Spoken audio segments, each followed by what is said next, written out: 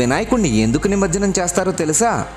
తాను చెబుతూ ఉంటే మహాభారతాన్ని రాయమని వ్యాసుడు గణపతిని ప్రార్థించాడు.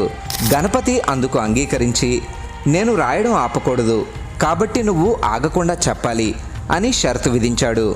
వ్యాసుడు అందుకు అంగీకరించి, నేను చెప్పేది మీరు అర్థం చేసుకోకుండా రాయకూడదు అని షరతు విధించాడు.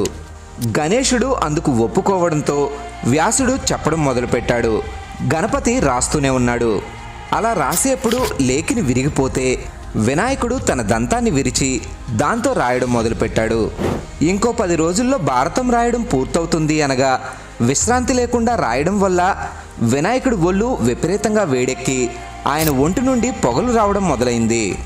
అది గమనించిన వ్యాసుడి శిష్యుడు వైశంపాయనుడు బంకమట్టిని ప్రతిరోజు వినాయకుడు ఒళ్ళంతా రాసేవాడు. అలా 9 రోజులు గడిచాక 10వ రోజు మహాభారతం రాయడం పూర్తవగానే